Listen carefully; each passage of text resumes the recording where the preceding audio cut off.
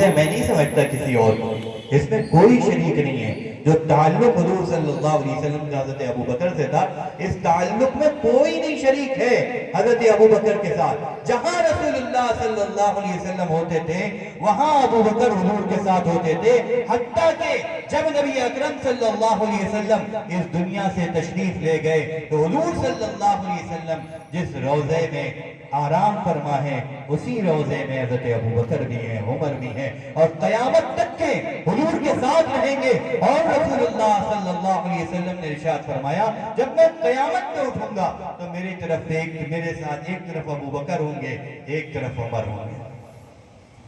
یہ رسول اللہ صلی اللہ علیہ وسلم نے بتایا، ان کا تعلق قیامت تک کے تعلق چلے گا، اتنا گہرا تعلق ہے حضرت ابو بکر کا۔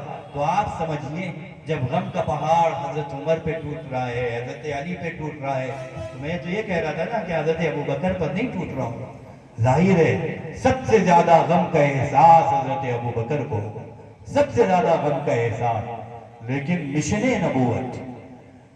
نبوت کی اتنی اہمیت ہے کہ اپنے تمام تر جذبات پر قابو پا کر حضرت ابو بکر کھڑے ہوئے ہیں اور لوگوں کو خطاب کیا ہے، اور وہی آیت پڑھی ہے جو غزوہ احد کے بعد اللہ تعالیٰ نے اتاری تھی، وَمَا مُحَمَّدٌ إِلَّا رَسُولٌ قَدْ خَلَتْ مِن قَبْلِهِ الرُّسُلُ أَفَإِن مَّاتَ أَوْ قُتِلَ انقلبتم عَلَىٰ أَعْقَابِكُمْ۔ حضرت ابوبکر رضی اللہ تعالیٰ عنہ نے وہی آیت پڑھ کر لوگوں سے کہا کہ اگر محمد رسول اللہ صلی اللہ علیہ وسلم اس دنیا سے چلے گئے تو تم مشن نبوت کو چھوڑ دو گے۔ پھر حضرت ابوبکر رضی اللہ تعالیٰ عنہ نے کہا سنو، جو تم میں سے محمد صلی اللہ علیہ وسلم کی عبادت کرتا تھا، کہ حضرت ابوبکر ہی کہہ سکتے ہیں، ہم جیسوں کا منہ نہیں ہے کہ یہ باتیں کہیں، وہ کہنے لگے حضرت ابوبکر سنو، جو محمد رسول اللہ صلی اللہ علیہ وسلم کی عبادت کرتا تھا وہ سن لے کہ اس کا خدا تو جا چکا ہے، جو اللہ کی عبادت کرتا تھا وہ سن لے اس کا خدا زندہ ہے اور ہمیشہ زندہ رہے گا۔ اللہ لا الہ الا هو الحی القیوم، اللہ کی ذات وہ ہے جس کے سوا کوئی معبود نہیں ہے، وہ الحی ہے، ہمیشہ سے زندہ ہے، ہمیشہ زندہ رہے گا، خود ہی زندہ نہیں ہے، وہ القیوم ہے، لوگوں کو زندگی بخشنے والا اور لوگوں کے نظام کو چلانے والا۔ حالات خراب ہو گئے تھے اس وقت، بہت زیادہ خراب ہو گئے تھے، اسی وقت کچھ باغی بھی کھڑے ہو گئے تھے، کچھ لوگوں نے نبوت کا اعلان کر دیا تھا، کچھ لوگوں نے زکوٰۃ دینے سے انکار کر دیا تھا، اور جو دشمن بھی تھے، جو ادھر روم اور ایران میں بیٹھے ہوئے دشمن تھے، اس وقت کی جو دو بڑی طاقتیں تھیں، ان کے بھی کانوں تک کہ یہ بات پہنچ گئی تھی کہ محمد جو مسلمانوں کے قائد تھے صلی اللہ علیہ وسلم وہ اس دنیا سے جا چکے ہیں۔ اب خطرہ تھا کہ مدینے پر کہیں حملہ نہ ہو جائے، اس بات کا خطرہ تھا، اب اس وقت کہیں پر لشکر کسی طرف بھیجا جائے، یہ مصلحت کے مطابق نہیں تھا۔ صحابہ نے، حضرت عمر نے حضرت ابوبکر کیا، نہیں ابھی نہ کریے۔ حضرت ابوبکر رضی اللہ تعالیٰ عنہ نے کیا جملہ کہا، اَيُنْقَصُ الدِّينُ وَأَنَا حَيٌّ، دین مٹ جائے گا میں زندہ رہوں گا۔ یہ جملہ تھا حضرت ابوبکر رضی اللہ عنہ، جو جملہ آپ سے مخاطب ہے، ہم سے مخاطب ہے، اَيُنْقَصُ الدِّينُ وَأَنَا حَيٌّ، دین مٹ جائے گا میں زندہ رہوں گا۔ علیکم بسنتی وسنت الخلفاء الراشدین، ہم سب کے اوپر محمد الرسول اللہ صلی اللہ علیہ وسلم کی سنت کو اختیار کرنا ضروری ہے، اور خلفاء راشدین کی سنت کو اختیار کرنا ضروری ہے۔ کیا ہے خلیفہ راشد کی سنت؟ یہ خلیفہ راشد کھڑے ہو رہے ہیں، خلافت راشدہ کا آغاز ہو رہا ہے حضرت ابوبکر رضی اللہ تعالیٰ عنہ سے۔ کس طریقے سے آغاز ہو رہا ہے؟ اَيُنْقَصُ الدِّينُ وَأَنَا حَيٌّ، کیا دین مٹ جائے گا اور میں زندہ رہوں؟ یہ جملہ ہم سے مخاطب ہے، ہماری فکر سے مخاطب ہے، ہماری سوچ سے مخاطب ہے، ہمارے جذبات سے مخاطب ہے، ہماری محنت سے مخاطب ہے کہ تم اپنی محنتوں کا رخ کدھر کیے ہوئے ہو؟ تمہاری محنتوں کا رخ دین کی طرف ہے یا دنیا کی طرف ہے؟ اَيُنْقَصُ الدِّينُ وَأَنَا حَيٌّ، یہ تمام اجلاس اور یہ تمام دین کی محنتیں یہ اسی فکر کے تحت ہے جو فکر ابوبکر تھی کہ اَيُنْقَصُ الدِّينُ وَأَنَا حَيٌّ، کیا دین مٹ جائے گا اور میں زندہ رہوں؟ یہ احیاء دین کے جلسے ہیں۔ آپ کیا سمجھتے ہیں ان جلسوں کا صرف اتنا کام ہے کہ بات ہو جائے اور ختم ہو جائے، آپ اپنے گھر جائیے، ہم اپنے گھر جائیں اور کانوں کی عیاشی گویا کی ہو جائے۔ مقرر صاحب نے بہت بہترین انداز میں بڑی لچھے دار تقریر ہوئی اور آپ حضرات کے کانوں کو دل کو سرور مل گیا اور مزے لے لیے، گفتگو ہو گئی اور کانوں کی گویا کی عیاشی ہو گئی، اور اس کے بعد ہاتھ جھاڑ کے چلتے بنے اور گھر گئے اور سارے پیغام کو بھول گئے۔ اگر اس طرح سے اس مقصد کے تحت جلسے سنے جا رہے ہیں تو آپ سے میں کہتا ہوں کہ آپ جلسوں میں نہ آئیے، آپ علماء کے بیان نہ سنیے۔ علماء کے بیان کانوں کی عیاشی کے لیے نہیں ہے، یہ دین کی باتیں یہ عیاشی کے لیے نہیں ہے، یہ احیاء دین کے لیے ہے، یہ دین کو زندہ کرنے کے لیے ہے، یہ محمد الرسول اللہ صلی اللہ علیہ وسلم کے لائے ہوئے دین کو گھر گھر تک پہنچانے کے لیے ہے۔ کوئی شخص محمد الرسول اللہ صلی اللہ علیہ وسلم کے دین میں ذرہ برابر تبدیلی کر دے اور آپ زندہ رہیں تو آپ کی غیرت کہاں گئی ہے؟ یہ آپ سے مخاطب ہے جملہ اَيُنْقَصُ الدِّينُ وَأَنَا عَيْ، جن جو لوگ زکوٰۃ دیتے تھے انہوں نے زکوٰۃ دینے سے انکار کر دیا۔ حضرت ابو بکر رضی اللہ عنہ نے کہا کہ محمد الرسول اللہ صلی اللہ علیہ وسلم کے زمانے میں اگر کوئی شخص ایک رسی دیتا تھا، بکری کی رسی، بکری نہیں وہ نہیں دے گا تو میں اس سے وہ بھی لوں گا۔ ایک بکری کی رسی بھی لی جائے، بکری کی جو رسی ہوتی ہے اگر وہ زکوٰۃ میں آتی تھی وہ بھی لی جائے۔ پورے دین پر عمل کیا جائے گا، پورے دین کو نافذ کیا جائے گا۔ اسی مقصد کے تحت ہمارے یہ جلسے ہیں۔ ان جلسوں کا سب سے پہلا اور سب سے بنیادی مقصد ہمارے عقائد کی، ہمارے ایمان کی حفاظت ہے۔ آپ نہیں سمجھ سکتے ہیں کہ ہمارے عقائد اور ہمارے ایمان پر کس طرح سے حملہ ہو رہا ہے اور کہاں کہاں سے حملہ ہو رہا ہے۔ آپ اس کا تصور نہیں کر سکتے کہ کہاں کہاں سے ہمارے دین کو مشکوک بنایا جا رہا ہے۔ آج اللہ کے بارے میں ہمیں شکوک و شبہات میں ڈالا جا رہا ہے، نبی کے بارے میں ہمیں شکوک و شبہات میں ڈالا جا رہا ہے، صحابہ اکرام رضی اللہ عنہ اجمعین کے بارے میں ہمیں شکوک و شبہات میں ڈالا جا رہا ہے۔ کبھی حضرت معاویہ رضی اللہ تعالیٰ عنہ پر تبرہ ہوتا ہے، کبھی حضرت ابو بکر پر تبرہ ہوتا ہے۔ آپ کیا سمجھتے ہیں یہ حضرت معاویہ پر اگر اعتراض ہو رہا ہے یہ حضرت معاویہ پر اعتراض ہے؟ یہ اگر کوئی شخص عمرو بن عاص رضی اللہ عنہ پر اعتراض کر رہا ہے تو یہ عمرو بن عاص پر اعتراض ہے؟ آپ سمجھتے ہیں کہ کوئی شخص حضرت ابو بکر کے بارے میں یہ کہتا ہے کہ انہوں نے حضرت علی کا حق چھین لیا تھا یا حضرت فاطمہ کا حق چھین لیا تھا، تو آپ سمجھتے ہیں حضرت ابو بکر پر اعتراض ہو رہا ہے؟ اگر کوئی شخص یہ کہتا ہے کہ حضرت حضور صلی اللہ علیہ وسلم نے اپنے آخری وقت میں کاغذ اور قلم مانگا تھا کہ لاؤ میں تمہیں کوئی چیز دکھا دوں اور حضرت عمر نے نہیں دیا تھا، تو یہ کیا حضرت عمر پر اعتراض ہو رہا ہے؟ آپ یہ سوچتے ہیں ان صحابہ پر اعتراض ہو رہا ہے؟ نہیں، یہ ان صحابہ پر اعتراض بات پہ ہے، پہلے یہ اعتراض اللہ تعالیٰ کی ذات پر ہے۔ صحابہ اکرام رضی اللہ عنہ اجمعین پر اعتراض کرنا یہ اللہ پر اعتراض کرنا ہے۔ ہم نے کہاں سے صحابہ کو پہچانا؟ کہیں تاریخی کتاب سے ہم نے صحابہ کو نہیں پہچانا۔ ابو بکر، عمر، عثمان، علی، طلحہ، زبیر، سعد و سعید، عبد الرحمن، ابو عبیدہ، عائشہ، حفصہ، فاطمہ، رقیہ، ام کلثوم، زینب، علی، معاویہ، حسن و حسین رضی اللہ تعالیٰ عنہ اجمعین۔ کیا ان لوگوں کو ہم نے کسی تاریخ کی کتاب سے، کسی اردو کی کتاب سے پہچانا ہے؟ نہیں، ہم نے ان کو اردو کی کتاب سے نہیں پہچانا ہے، ہم نے ان کو رب کے قرآن سے پہچانا ہے۔ رب کے قرآن نے جو جو گواہیاں ان کے بارے میں دی ہیں ہم نے ان تمام گواہیوں کو دل و جان سے قبول کیا ہے۔ کیا گواہیاں رب کے قرآن نے دی ہے؟ کہتا ہے اللہ وَلَٰكِنَّ اللَّهَ حَبَّبَ إِلَيْكُمُ الْإِيمَانَ وَزَيَّنَهُ فِي قُلُوبِكُمْ وَكَرَّهَ إِلَيْكُمُ الْكُفْرَ وَالْفُسُوقَ وَالْعِصْيَانَ۔ اللہ تعالیٰ نے ان ابو بکر و عمر کے لیے یہ جو محمد الرسول اللہ صلی اللہ علیہ وسلم کے در پہ دکھ رہے ہیں، کبھی صفہ کے چبوترے پہ رہے اور کبھی غزوہ بدر میں ہیں، کبھی اپنی جان کو لٹا رہے ہیں اور کبھی محمد الرسول اللہ صلی اللہ علیہ وسلم کے لیے کسی دشمن کی جان کو لے رہے ہیں، یہ کون ہے؟ حبب الیکم الایمان۔ اللہ تعالیٰ نے ان کے لیے ایمان کو پسند کر دیا، ان کے ایمان کی گواہی اللہ نے قرآن میں دی ہے۔ حبب الیکم الایمان وزینہ فی قلوبکم، اور ان کے دلوں میں ایمان کو سجا دیا ہے، رچا دیا ہے، بسا دیا ہے۔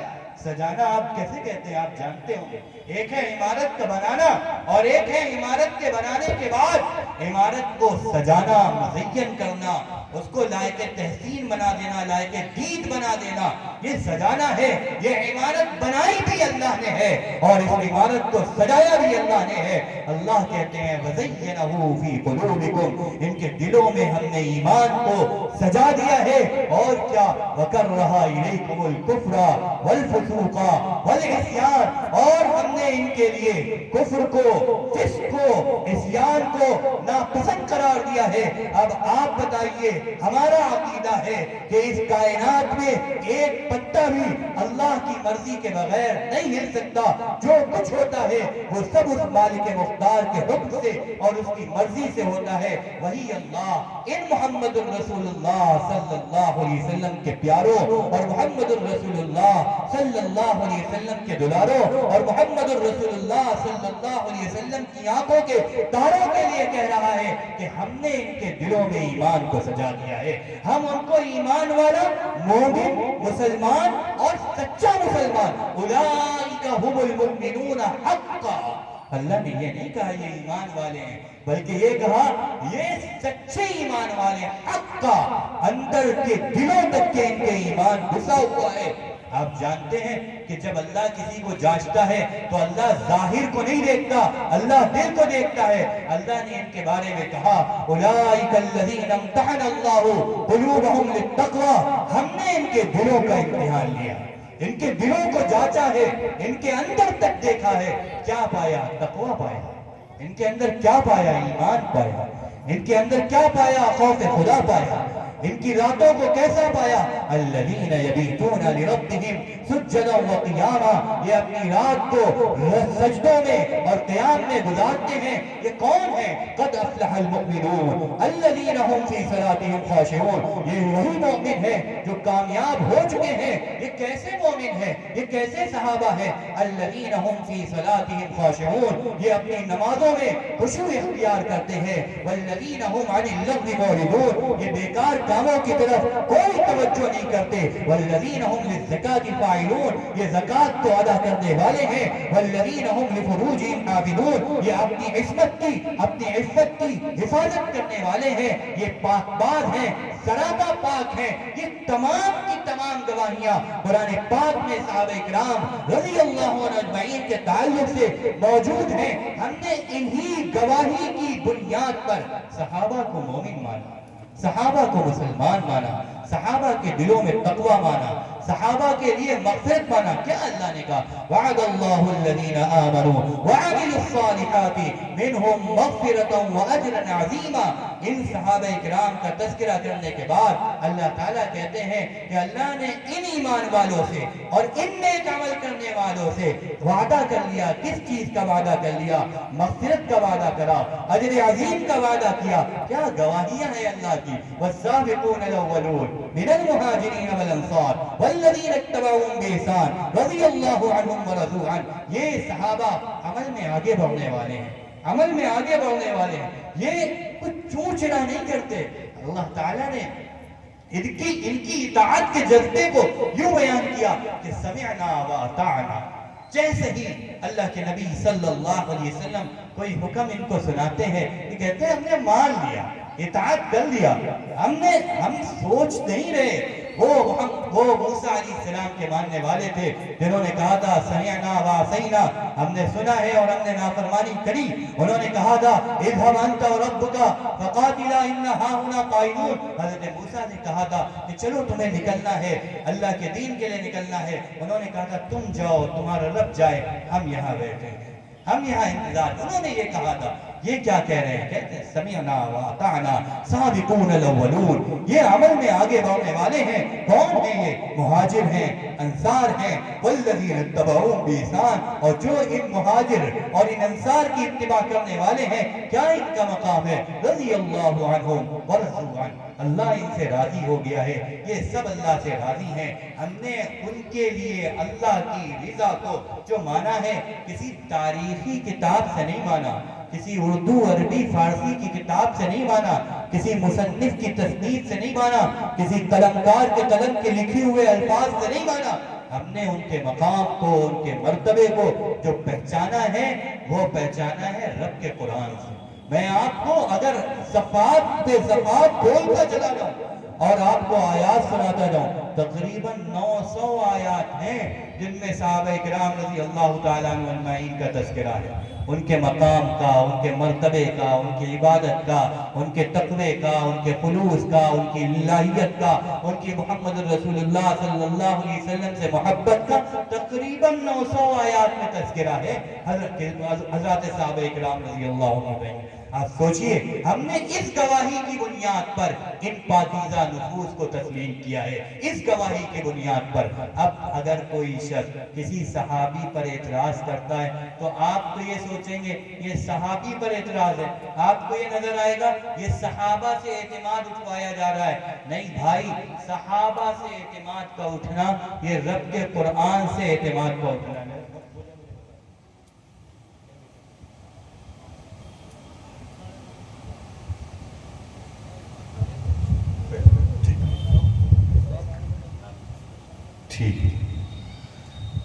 تو میں نے جو صحابہ کو مانا ہے یہ قرآن کی بنیاد پر مانا ہے۔ تو صحابہ کی جو شخصیات ہیں یہ کوئی ایسی شخصیات نہیں ہے جو تاریخی شخصیت ہو، ٹھیک ہے ان کو مان لو، نہ سمجھ میں آئے تمہیں نہ مانو اور ان کے بارے میں جو کچھ کہہ دیا جائے، نہیں، یہ ہمارے ایمان کا حصہ ہیں۔ صحابہ ہمارے ایمان کا حصہ ہیں۔ صحابہ پہ بد اعتمادی، صحابہ پہ بد اطمینانی، یہ قرآن سے اعتماد کے اٹھ جانے کی دلیل ہے۔ قرآن نے جب صحابہ کا تذکرہ کیا نا، محمد الرسول اللہ والذین معہ، آپ کو پتا ہے اللہ نے صحابی تو سب کو دیے نا، سب کو دیے۔ حضرت آدم کو بھی ساتھی ملے تھے ان کے، حضرت نوح کو بھی ان کے ساتھی ملے تھے، حضرت ہود کو بھی ملے تھے، صالح کو بھی ملے تھے، سب کو ملے تھے، ابراہیم کو بھی ملے تھے، سب کو ملے تھے۔ محمد الرسول اللہ صلی اللہ علیہ وسلم کو صحابی بھی ملے، لیکن کسی کے صحابی کسی کی نبوت کی دلیل نہیں تھی، کسی کے صحابی ان کی نبوت کے، ان کے نبی کی نبوت کی دلیل نہیں تھے، لیکن محمد الرسول اللہ صلی اللہ علیہ وسلم کے جو صحابہ ہیں وہ ان کی نبوت کی دلیل ہے، دلیل نبوت بنایا ہے اللہ نے صحابہ کو۔ کیا کہا؟ محمد الرسول اللہ، محمد صلی اللہ علیہ وسلم اللہ کے رسول ہیں، یہ دعویٰ ہے۔ آپ کو پتا ہے دعوے کے بعد دلیل آیا کرتی ہے۔ ہم نے کہا محمد صلی اللہ علیہ وسلم اللہ کے رسول ہیں، اس کی اب دلیل کیا ہے؟ ہمیں دلیل دکھانی پڑے گی نا، کہاں ہے دلیل؟ تو اللہ تعالیٰ کہتا ہے ہم دکھا رہے ہیں دلیل۔ کیا ہے دلیل؟ والذین معہ، دیکھو دلیل یہ ہے جو ان کے ساتھ ہیں، جو ان کے ساتھ ہیں، یہ صحابہ کرام رضی اللہ عنہ مجمعین دلیل نبوت ہے۔ دیکھو ان کو کیا ہے، یہ اشداء علی الکفار رحماء بینہم، دین کے دشمنوں کے خلاف بڑے سخت ہیں، رحماء بینہم، آپس میں بڑے رحم دل ہیں، آپس میں بڑی ہمدردی ہے۔ یہ جو ہمدردی ہے نا یہ پیدائشی نہیں تھی، یہ پیدائشی نہیں تھی، بلکہ آپ نے خوب سنا ہوگا، خوب سنا ہوگا آپ نے عربوں کا پہلے کا حال کہ کیا عالم تھا۔ اس بنیاد پر جنگیں ہو رہی تھی کہ تمہارے گھوڑے نے میرے گھوڑے سے پہلے پانی پی لیا، یہ تالاب میرا ہے، اس پہ میرے جانور آئیں گے، تمہارے جانور یہاں سے پانی نہیں پی سکتے۔ یہ عالم تھا ان کے اندر کا۔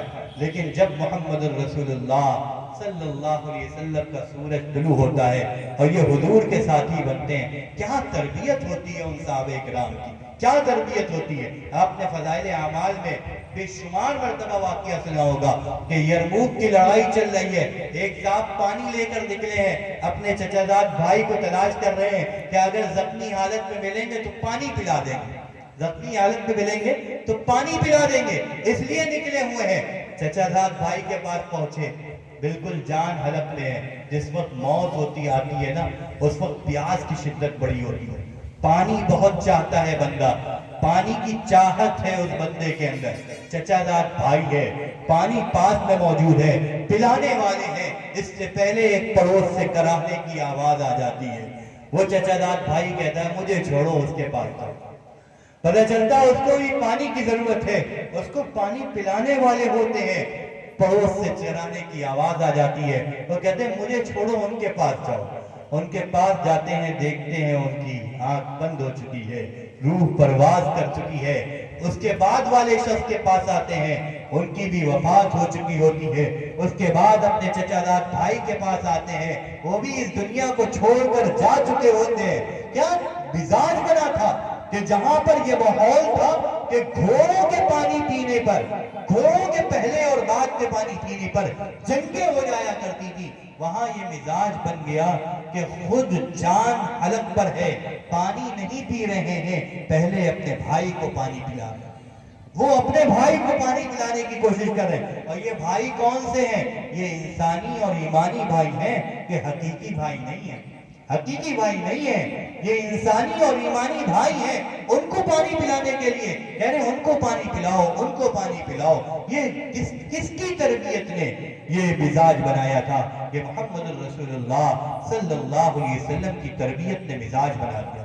اللہ تعالیٰ تذکرہ کرتے ہوئے کہتے ہیں رحماء بینہم، آپس میں بڑے رحم دل ہیں۔ تم ان کو دیکھو گے کیا کرو گے؟ تراہم رکعا سجدا، تم ان کی راتیں دیکھو، ان کے دن دیکھو، ان کو رکوع میں پاؤ گے، ان کو سجدے میں پاؤ گے۔ ان کو تو اپنے اللہ کو راضی کرنا ہے، وہ ہر وقت اپنے اللہ کو راضی کرنے کی فکر میں رہتے ہیں۔ ان کی عبادتوں کے حال آپ نے کثرت سے حدیث شریف میں سنے، حدیث شریفہ میں سنے ہوں گے کہ پوری پوری رات عبادت میں گزار دیتے تھے، پوری پوری رات۔ حتیٰ کہ 3 صحابی آئے کسی امہات المؤمنین میں سے کسی کے پاس، اور حضور کی عبادتوں کا حال پوچھا تو کیسا لگا؟ نہیں، ہمیں تو اور زیادہ کرنی چاہیے، کیونکہ حضور تو بخشے بخشائے ہیں۔ ایک نے کہا پوری رات آج سے نماز پڑھوں گا، ایک نے کہا ہمیشہ روزے رکھوں گا، ایک نے کہا کبھی نکاح نہیں کروں گا۔ تو رسول اللہ صلی اللہ علیہ وسلم نے ان تینوں کو اعتدال کی تلقین کری، نہیں، رات میں سویا بھی کرو، نمازیں بھی پڑھا کرو، اسی طریقے سے دن میں روزے رکھا بھی کرو اور روزہ چھوڑا بھی کرو، اور دیکھو میں نے بھی نکاح کیا ہے، تم بھی نکاح کیا کرو۔ یہ تلقین محمد الرسول اللہ صلی اللہ علیہ وسلم نے صحابہ کرام رضی اللہ تعالیٰ عنہ اجمعین کو کی۔